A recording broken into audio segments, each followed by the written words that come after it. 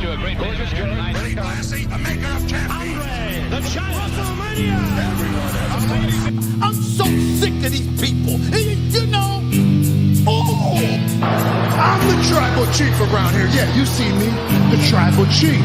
That's right. I got that thing on me. I got that stick. I got that tool. I'm packing. You must be some kind of a dumbass. And I will never retire. You know, this aggression will not stand, man. Get that garbage out of here. It doesn't matter what you think. It's still real to me, damn it.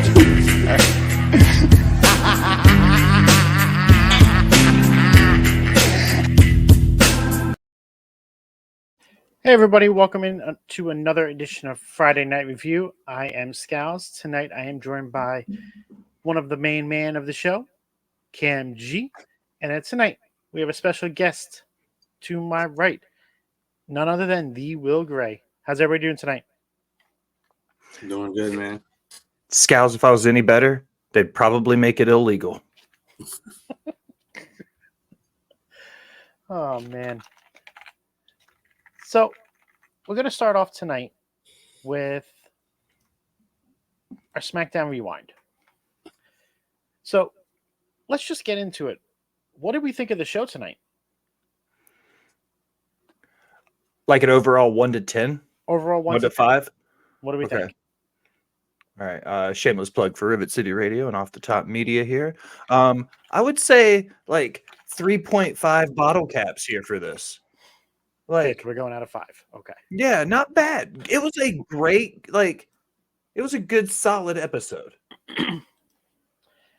And I feel like it would have been a good go-home episode too, but we still have another week.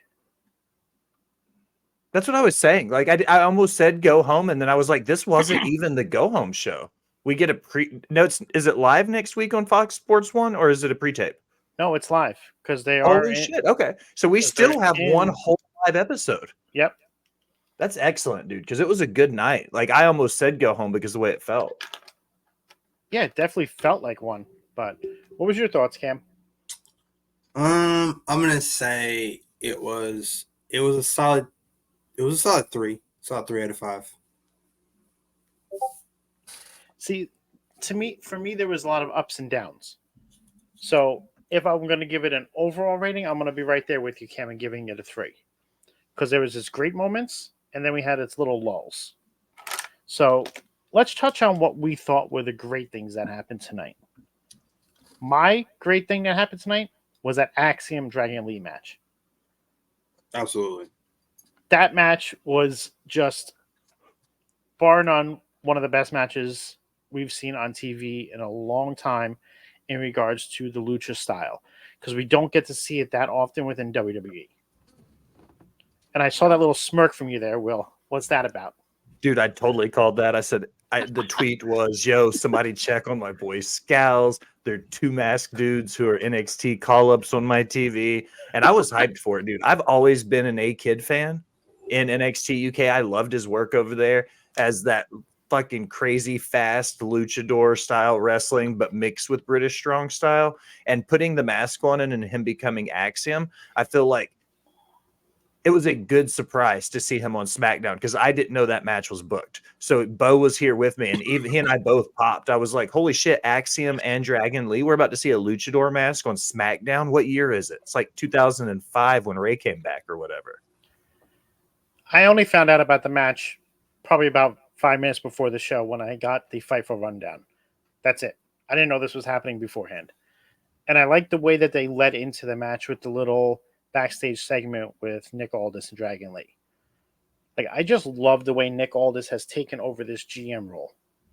He's like made for it. I think the thing about Nick Aldis that makes him great is he's that authority figure because everybody knows he's earned the respect by paying dues and working in the business and whatnot. He's eaten all the hot dogs and he shaked all the hands, right? But he's also still a badass that can go. So he's not just the authority figure that everybody respects, because they also know if the man needs to roll his sleeves up, he's not afraid to get some bloody knuckles. So like he'll get down and gritty. We just saw it less than a year ago in Impact and NWA, where he was, the just killing it. Like we know he can scrap. And that's the thing. That's why everybody was upset when they're like, oh, they're going to make him a GM. Like, that's not using him to his full potential. I think it's using him to a different way in his potential. Like, this is bringing out a different side that people probably didn't realize that he could do. And then it's going to lead to the other side where he's going to get back in the ring. And it's just going to make that side even more impactful and meaningful. That's the way I'm looking at it, at least. And I still think you eventually get him in the ring at some point as well. I want to see him versus Pierce. I really want to see him versus Pierce. Like, that's what I want. Pierce at WrestleMania. Like, I want that. Pierce has said he wanted one more match, and I said when Aldis came in that if you want to give Pierce one good, really, really safe match, Aldis would be the guy.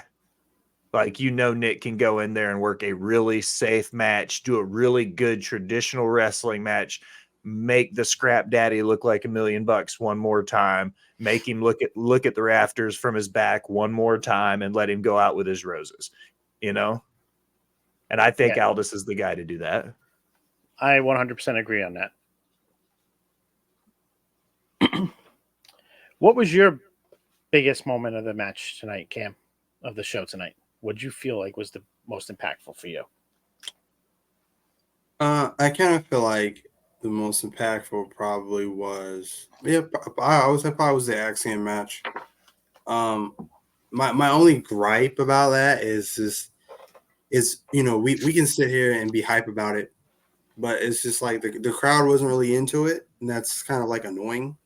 You know what I mean? I just wish I wish it felt more of an important match on screen, because anytime you see the crowd, into it as well, it's like that gets you hyped as well. That's like 50% of it for me. So they weren't as hyped, and I thought it was a great match. Honestly, it was shocking to see Axiom on SmackDown tonight. So I'm with Will on that one. I really honestly didn't see that happening. And I'm a big fan of Axiom too from NXT. He's amazing. I still can't get over the match that he had with Nathan Frazier in that Battle Royal some time ago. That was freaking insane because both of those guys can go. So this is a good match, and probably the best match on SmackDown tonight. But it didn't feel important, and mainly because I think the crowd they're still trying to, warm up to these guys on the main roster, and they're still trying to, cling on to who they are as competitors, who they are as wrestlers. It's a different vibe from that to NXT. So that they're still trying to figure out who they are as characters. But obviously, it was a great match, though. Yeah, because definitely with NXT, it's a little more personable because you only have the PC, so everybody's right there. They get involved and they can feel it. Whereas with SmackDown and Raw, big arena, a lot more people watching, crowd doesn't always get into it, and it kind of does hurt the perception that it gives off on TV, at least. Will, I'm listening. Yes, sir. What was your most impactful thing tonight from SmackDown? Bo's incoming. I was typing that into the chat. I needed to say it out loud. The most impactful thing for me, I think this is one of those things where I get to shake my finger in disgust and I get to go, bad IWC, bad, because everybody kind of spoiled the fact that we knew it was going to be Becky. And like, as a wrestling fan, and I'll say it, I subscribe somewhere for money, so that way I spend 5 of my hard-earned dollars so I can get some insider tips from someone that won't get a free shout out here. But like, still sometimes I skip the spoilers, so I still get a little bit of that surprise. And like, it bums me out. Even I don't care how predictable it is. You know how cool it would have been for that pop if I didn't already know it was going to be Becky. Like, part of me still wants the element of surprise. So to me, I think it was the air being taken out of the room by pretty much everybody already knowing that Becky was going to be the person. You know what I mean? Like it being a predetermined thing before it ever even happened. Welcome in, Jax. Hello, Cam. So glad you're here. But hello. Thank y'all for having me. You're welcome. Thank you for joining us. So I just asked Cam and I asked Will what their most impactful moments tonight were from NXT. Me and Cam both said the Axiom and Dragon Lee match. Will said that he hated the fact that the Becky involvement in War Games was spoiled by the IWC. He thought that would have been more impactful if we did not know, and it would have been a louder reaction. What was your most impactful for tonight? Mine was seeing Axiom walk out the curtain. Dude, that's all. Because not too long ago, I saw him at a house show. So they came out. Will called it. Will was like, "You're going to probably see the exact same match they've been working for a while." And I mean, they went. I really enjoyed Axiom's call up. I'm not the biggest fan of his entrance. Sometimes it gives me headaches because of all the strobe and flickering and stuff. But to see Axiom and Dragon Lee get to do their stuff with a big light was fucking cool. Yeah, I don't know if it's a call up or not. I didn't get that vibe from it, but if it is, I'm all for it. Because this man, he can go, and it's about time he gets a show that he can. yeah, I don't think it's a call up. I think they've got something a little more special planned for his specific call up.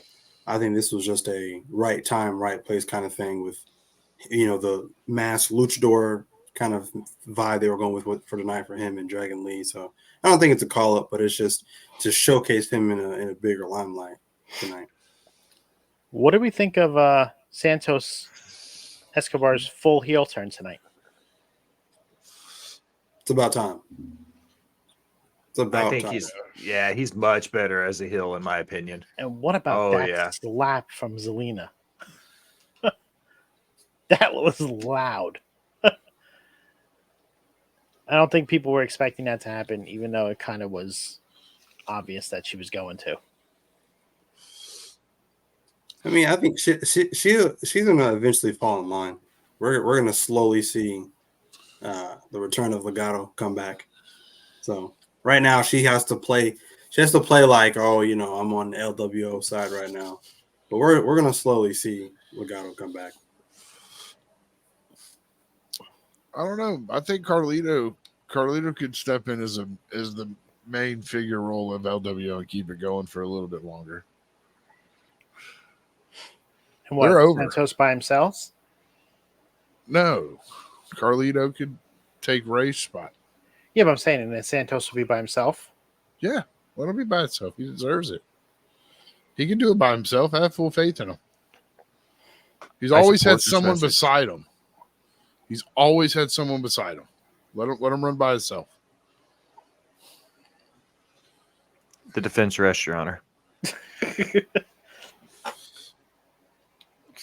One thing I really liked about the show tonight was the continuity that they had throughout the show with Damage Control. And then you had with Charlotte, Bianca, and Shotzi. Like, yeah, well? Can I say it? Good. Memphis gets over everywhere, homie.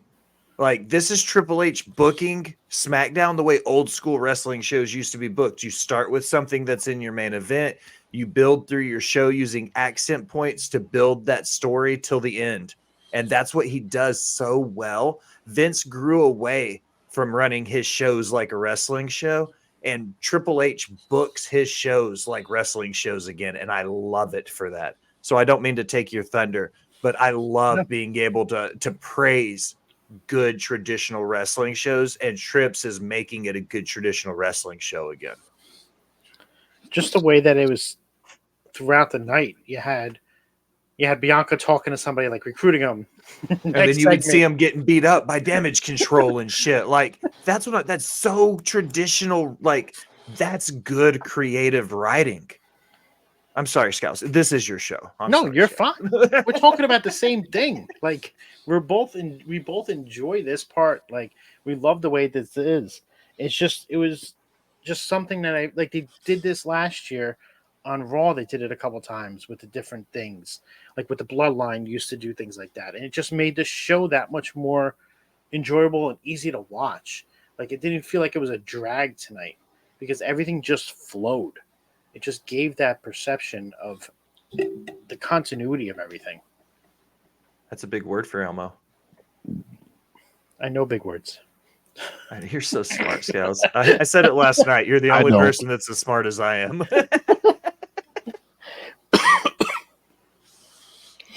We got new tag team top contenders. No more contenders. Wrong team won. I say the right team won. I say the right team won. I agree with you, hottest Cam. tag team. I agree with you, Cam. I just want to hear Jax's reason as to why the wrong team won. Yes, boys. No. Yes. No, they already had their chance and lost. No, They deserve another. They chance. had their chance and lost. and they they're deserve so another. obnoxious and We annoying. needed a new tag team to do it, and this is the way that the Profits are going to get that push and that build as the heel tag team. Profits, baby. Yes, sir. I just wish You're they're. gonna have heel tag team go versus heel tag team. I just wish. I just thought about that too. That's kind of an issue, but I just wish that their finisher name was the Street Sweeper. I wish their finisher name was the Street Sweeper. That'd be. What do they call it? Yeah. The Revelation? Yeah, Or something I'm like not that? really crazy about the elevation. Street Sweeper sounds better. Yeah. So, go ahead, Will. Sorry. The nice thing about the heel versus heel thing here is that Judgment Day are heels by nature, but they're inherently over with the crowd, so they're also tweeners. You know what I mean? They can kind of play babyface tactics as a good traditional tag team if they needed to. So that could kind of help do the same thing. But if you flip the coin and look at it the other way, the Street Profits are the exact same fucking way, my guy. Like, they're really over with the crowd. So if they wanted to be a good traditional hard-hitting tag team, it would be believable for them to win by not breaking the rules. But if they break the rules, they've been playing heel for so long now that, like, okay, they're fucking heels. Like, we see it. Like, both teams could play off of that. So heel versus heel here doesn't necessarily equal no nonsense, or doesn't equal nonsense. Well, So I'll even say Yeah. this too. I'll add on to what you said there, Will. If I think if they didn't have Rhea, it would be easier to hate Judgment Day because Rhea is the most over person they have in the ranks. and I was going to say the exact same thing before I let you go. You see? Two great minds, man. Great minds think Because- alike. Right now, you have both teams as that tweener aspect because it can go either way. So this is the perfect way to have the Judgment Day lose and not hurt them. And it'll just give them a way to fight back for it again like they have. It gives them something else to go for so they can still try and accomplish that. They have all the gold, so to speak, even though those belts are silver. But like, it's just, that's the way that they could do it. So I think it's the perfect way for the Profits to get back on top and to help build that faction that they're doing, eventually leading to the inclusion of BFAB into the group. Because that's coming soon too. Could be as early as the match, where she's the one that helps them get the win. I could see that being the case. She That would would make make a sense. good equalizer for Ronda Rhea, you You mean? mean Rhea? or Rhea. Because Get Ron- your head out of Ron- Wrestling Revolver. This isn't the Indies, Bo. This isn't the show for that. Or Sorry. AEW, because Ronda was backstage at AEW tonight. Hey, she wrestled in the Indies last. That means she's an indie worker now, bro. She's on the same level as me. until she's the one that shows up at Full Gear tomorrow and signs the contract. Don't ruin this. I get 24 hours where I can say Rhonda is also working on the Indies. One of the biggest stars on the planet showed up at an indie show last night, dude. The only other thing I wanted to talk about tonight from SmackDown was LA Knight, Paul Heyman, and the match with Jimmy Uso. God, Paul Heyman is still so good on the mic. One of the best ever. I don't think there's ever going to come a time when he's just not good on the mic. Like, Can I ask know. you How guys long a has fair it been? question then? Sorry, Cam, I didn't mean to interrupt you. no, go ahead. Go ahead. Has Paul Heyman solidified that spot? And we've talked about it, big free shout outs because it's botch bots and share shots. But we did an episode called Can I Speak to Your Manager, Please? Where we discussed our favorite managers of all time. And this was almost 2 years ago. And I said Paul Heyman is coming up on that number one spot as the greatest manager of all time. So I'm asking you guys now, looking back from where the bloodline started 2.5 years ago to where we're at now, has Paul Heyman solidified that number one spot as being the greatest manager to ever do it? Past your Heenans, past your Cornettes, past your Jimmy Harts, past your Lou Albanos and your fucking, your Colonel Parkers. Like, past all, I had to think about that one. I couldn't remember what the fuck that dude's name was. All past all these guys, is Heyman the greatest manager to ever do it? Well, for me, I think by default, because those other guys you mentioned, I wasn't even alive before, so I don't really have anything. I don't really have anybody to compare Heyman to, really, of this generation, especially, or the last 10 or 20 years. So I want to put together a me- Cornette crash course for you so you can watch his work in the 80s, just so you can be like, 'Cause it okay, he was- may be a shit person, but this dude was fucking gold. Right. Right. Just because of how he is now doesn't take away from what he did. Yeah. And I grew up watching Jimmy Hart with Hogan. Like, Bobby the Brain was also in there. So I've actually seen a bunch of these people.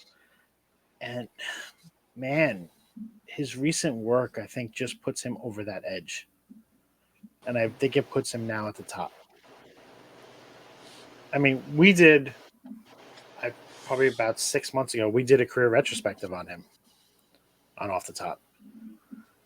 So, I mean, we've covered him already, and that just shows how great his career was, because we are selective with who we choose in regards to that. But, man, that promo tonight, and then every time he sings John Cena's music, it just gets me. That's hilarious. That's hilarious. Because he did it again tonight, and it was just perfect. And then we had a good match between Jimmy and LA Knight tonight. Yeah. It's a solid match. Was it match of the night? No, No. that was Axiom versus... You did Axiom, okay. I think would we've say- all already said that multiple times. Okay, no, I didn't know if you guys outright said it was match of the night when we were discussing the match, and I don't mean to get ahead of your ticker counter or your markers or anything, but No, you're I fine. would say if there wasn't a match that touched Axiom and Dragon Lee, but this one was a close second. Mhm. This was a well fought match. Both guys had the upper hand. They told a good story going back and forth. For every time LA Knight had something, the Oos came back with it. And I like the fact that it was just Jimmy out there. Like, it wasn't it wasn't Solo trying to help him get the win. It helps solidify and build up the story, continuing with him versus Bloodline. What do we think of what happened? Go ahead, Jax. I don't want to jump ahead. No, go ahead. I don't understand the ending. I want to That's know what I more. was just going to say. What do we I think wanna of know what more. happened after? I don't know. He was spotted. Like, people spotted him in Nick Aldis's office when he opened the door after talking to the three I ladies. I did peep that. I rewound it to make sure I was not seeing things. So But it I looks did like he peep got that. he's got Nick's permission to be there. So, yeah. But I does like he to call have him Adam Nick. Pierce's? Well, Does he maybe have- Adam Pierce will find him. Maybe LA Knight's the fifth member in War Games. Could be. Because but he was in the office making a phone call. Yeah. Who was he on the phone with? His War Games team. Possibly Pizza Hut. I see people on Twitter today. Cody Rhodes was calling CM Punk. He's on the phone with- Yeah. That's the who fifth it's called. teammate. That's his guy. He's on the phone with Sammy Callahan. Calling it out. I would love that. I got a text message late last night that told me Sammy Callahan was going to be involved with AEW. And the person that told me that, I would say, is like 50% most of the time. So, I mean, flip a coin, guys. He may be there tomorrow. He may not be. So, well, that I've been saying that is the signing. Is Is Sammy that it's gonna be- Callahan? that it's going to be Sammy Callahan is the person that I'm thinking. I know there's the rumors that came out today that it's Will Ospreay, blah blah blah, but he still has a contract till February. Agreed. So That was a big is point Tony of contention Khan today. tampering Yes. after complaining about WWE tampering? Like, Bushiroad will own AEW if they find out he's trying to tamper with their biggest star, dude. Bushiroad will own them. That's like if somebody started tampering with TKO now, Endeavor would be like, hold our beer. We're a $40 billion investment firm. You know what I mean? Like, no, Bushiroad is the Japanese equivalent of Endeavor right now. And if they start tampering, they will get screwed. No lube. so that's Cam, your why beard like, looks good tonight. Thank you. I was very confused as to where all these people are saying that he is the one that's going to be there tomorrow night. And Jax, what were you shaking your head before? No. Who do you think it is? I had this gut feeling it's Matt Riddle. No, It can't God, be. stop It saying can't, that. it No. can't be. His, Fuck no. his No. non-compete's not up. Riddle. He is a cancer. No, It nobody is wants not- Matt Riddle. No, He's not- just listen. He has a little non-compete is substance not up. problem right now. No. He can get correct help for that. no. People can overcome them problems, No. and he can be well respected in the locker room. When it's not Matt Riddle, I don't want to ever hear that name ever again. No, no more Matt Riddle. He's going to end up back on our TV. His non-compete is not up. Just like Dolph Ziggler's is not up. Otherwise, people said it was going to be him. But back on track with SmackDown. Matt Riddle. Anything else that you guys wanted to discuss about SmackDown before we shift gears? No, I already said what I disliked about the main event with the women, like how spoiled it was on Twitter and Instagram that the extra person was going to be Becky, and Al famously used her line, "She doesn't go here," because why, Jax? Because brand splits aren't real. And drafts don't matter. I hate you. The only last thing I have to say. The only last thing I have to say is I just hope they get LA Knight on the card for Survivor Series, because Agreed. obviously he's their biggest babyface. You don't have Survivor Series without LA Knight in some capacity. So Him and Solo. I don't want that because Solo's only lost twice, and I don't. It could hurt LA Knight's momentum. What if LA Knight's the one that beats Solo? I think he would be. I don't think he's losing. to Yeah, Solo. I don't think they'd give it to Solo. I can Solo tell can Will- take a loss. I can tell Will's watching Rampage So am I. because he's chanting Joe. Yes! Bo's like 15 seconds behind me. I'm so happy.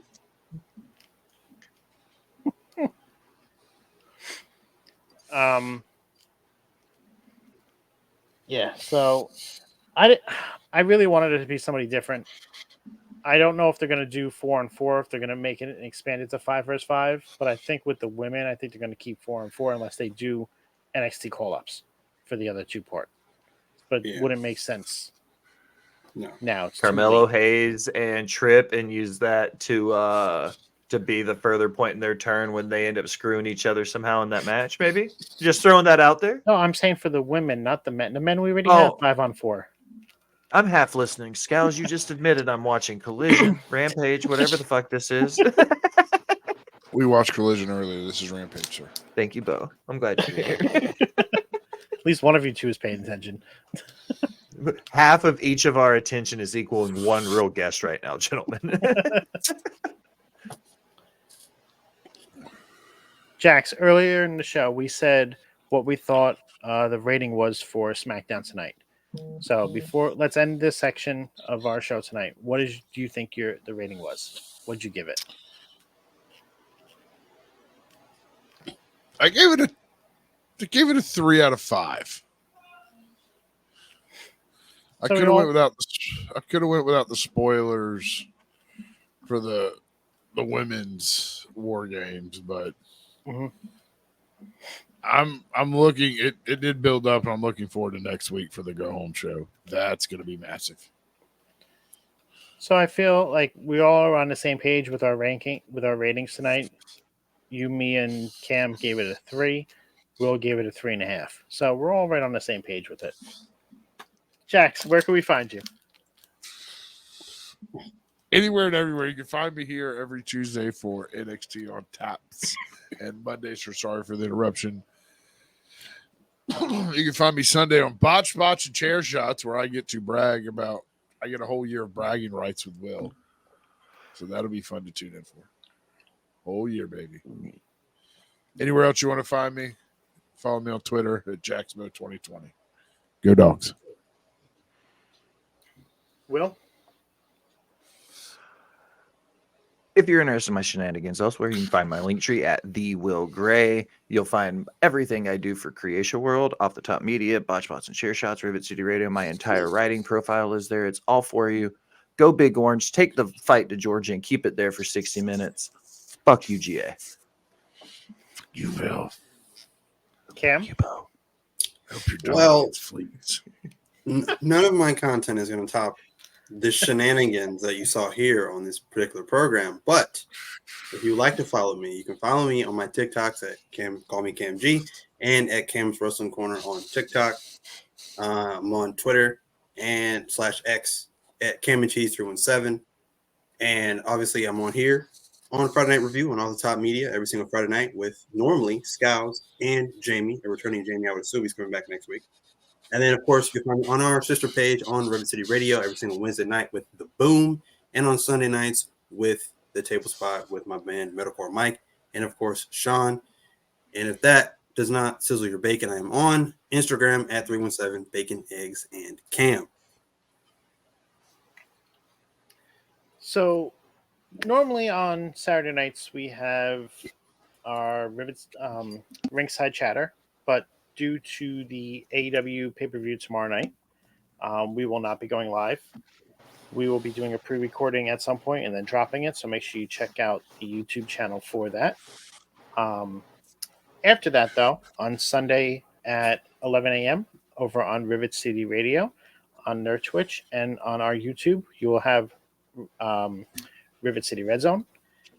Then later on that evening at 8 p.m., you'll have Bot Spots and Chair Shots, followed by the Table Spot, where if you check out Bot Spots and Chair Shots, you will see one of these two men, this one and that one, kill each other over who won what game.